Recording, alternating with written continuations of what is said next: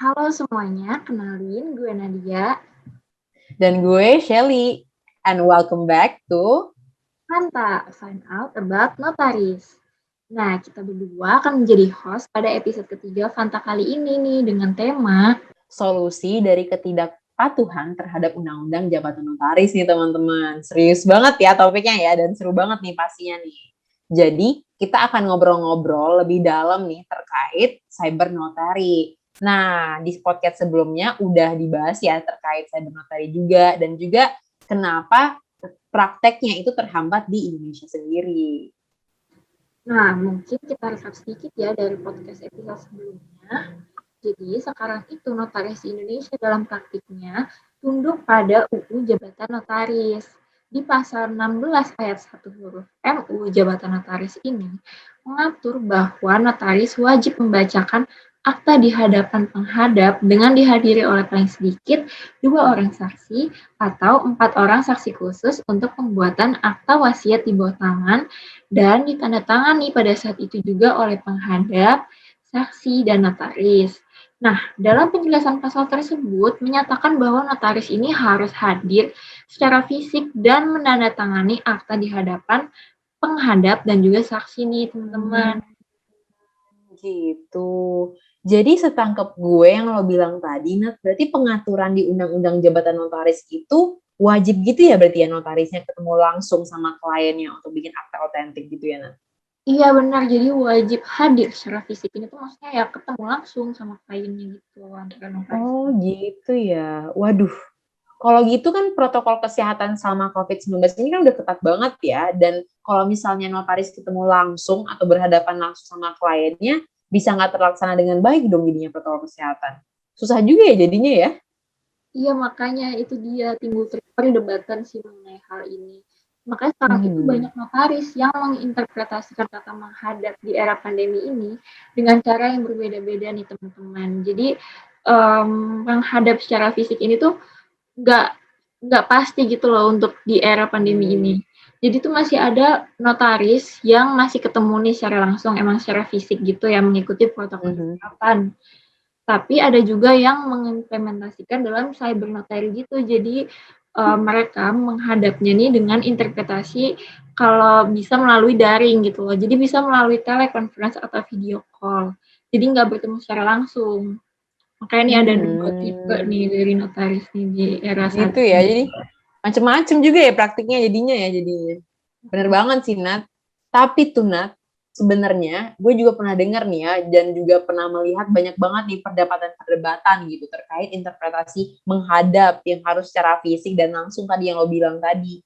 Dan menimbulkan juga nih anggapan kalau notaris yang gak ketemu langsung dengan kliennya itu malah melanggar aturan di Undang-Undang Jabatan Notaris gitu loh. Dan ditambah lagi pada pasal 5 ayat 4 UU ITE juga mengecualikan akta notaris dalam konteks dokumen elektronik sebagai alat bukti yang sah, sehingga berpotensi permasalahan hukum nih bagi para notaris nantinya, baik secara perdata, administratif, atau bahkan mungkin pidana. Jadi susah juga nih para notaris gitu ya, jadi mereka juga ragu gitu. Soalnya di UU ITE juga dikecualikan tuh, walaupun akta notarisnya itu dilakukan secara online atau daring kayak gitu. Nah itu dia masalahnya. Jadi saat ini kalau tidak berpraktik membuka kantor atau bertemu secara fisik ini dianggap meninggalkan tugas dan juga dianggap melanggar UU Jabatan Notaris. Tapi kalau tetap berpraktik dengan tatap muka secara fisik ini juga sama dengan kita tidak mematuhi kebijakan pemerintah dong mengenai protokol kesehatan di era pandemi COVID-19 sekarang ini.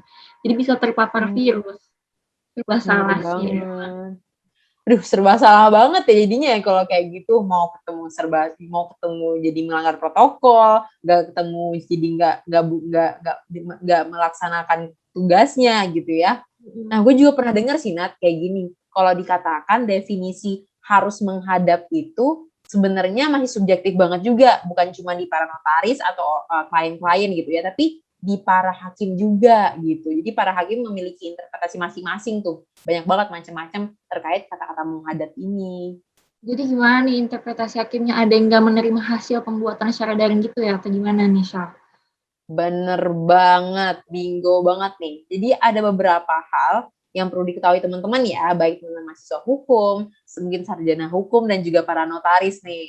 Jadi sebenarnya jika seorang notaris itu membuat akta otentik nih ya, tanpa bertatap muka secara langsung dengan kliennya, itu nggak sepenuhnya bisa dikatakan melanggar undang-undang jabatan notaris. Karena bertemu secara daring juga di beberapa interpretasi itu definisikan sebagai menghadap.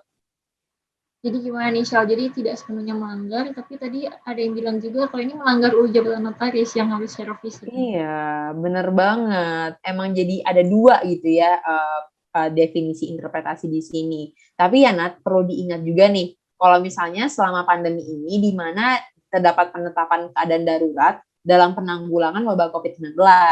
Jadi demi kepentingan publik yang lebih besar, maka norma bahwa notaris yang harus hadir secara fisik itu setidaknya gitu ya dapat dikesampingkan gitu dalam keadaan darurat ini, terkhususnya pandemi COVID-19 yang kita rasain sekarang nih teman-teman. Oh iya, Shal, pertemuan fisik kan justru dianggap bertentangan ya dengan kepentingan umum yang lebih besar dan utama. Jadi sehingga sayangnya nih sekarang ini tidak berdampak apapun gitu terhadap penyelenggaraan jasanya notaris nih secara elektronik. Itu kan pemerintah juga memaklumi hal tersebut ya demi kepentingan umum di masa pandemi COVID-19. Jadi emang dimaklumi lah harusnya gitu. Dan juga di UU jabatan notaris ini menurut gue sih juga kurang fleksibel ya, khususnya di era yang udah digital 4.0 nih sekarang kan. Tambah sekarang ini ada pandemi kayak tadi yang harus setiap orang menjaga jarak dan memanfaatkan teknologi yang udah canggih gitu. Harusnya pengaturan terkait pembuatan akta notaris ini lebih diperluas, jadi tidak harus selalu bertemu secara fisik, mengingat hal-hal yang tadi udah gue sebutin, Michelle.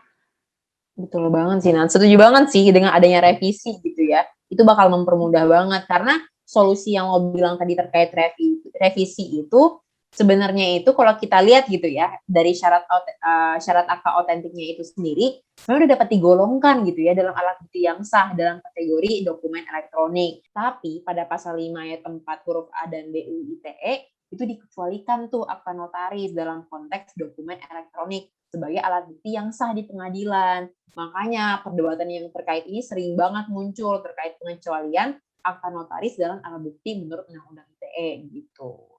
Jadi perdebatannya ini mengenai interpretasi pengecualian UU ITE ini ya, Shal? Iya, benar banget. Jadi pada masih banyak interpretasi yang beda-beda apakah sebenarnya akta otentik yang dibuat secara daring ini sebuah pengecualian atau pelarangan atau dan lain-lainnya. Atau sebenarnya dianggap sah nggak sih di pengadilan gitu. Oh, kalau gitu gue tahu nih, Shal. Jadi itu sebenarnya pengecualian dalam UU ITE ini bukanlah sebuah larangan untuk para notaris dalam menyelenggarakan jasa notaris secara daring atau elektronik. Jadi mengenai akta notaris sebagai dokumen elektronik itu dikecualikan karena asas lex spesialis, di mana peraturan yang lebih khusus itu adalah UU jabatan notaris nih, bukan UU ITE. Gitu. Betul banget. Setuju banget sih, Nat. Bener yang kata lo tadi. Jadi intinya itu, yang berhak untuk mengatur terkait keabsahan pembuatan akta notaris itu secara online, itu adalah UU jabatan notaris sendiri gitu. Jadi bukan wewenang undang-undang ITE gitu.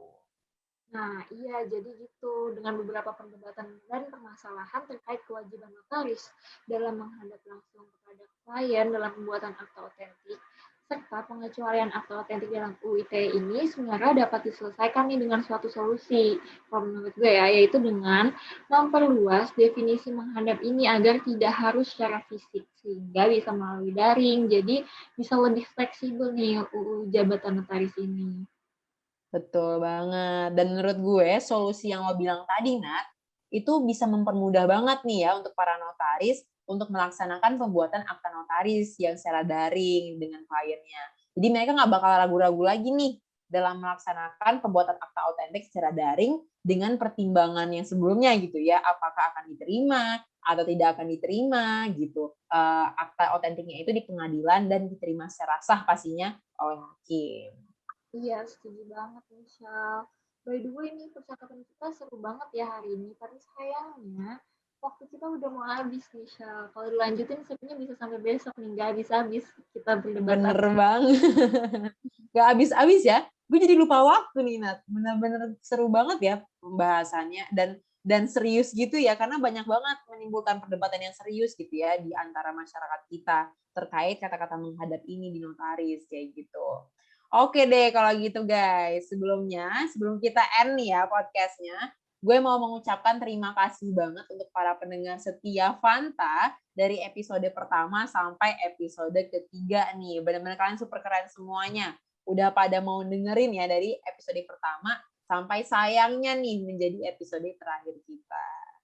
Nah, semoga nih podcast kita dapat bermanfaat dan juga dapat mengisi waktu teman-teman dengan hal-hal yang insightful nih mengenai profesi notaris. Gue mau mengapresiasi semua pendengar Fanta dan minta maaf nih kalau ada kekurangan dan kesalahan. Oke, baik. Gue Nadia. Dan gue Shelly. Kita pamit undur diri dulu ya, teman-teman. Thank you semuanya dan sampai jumpa di podcast lainnya. Bye-bye.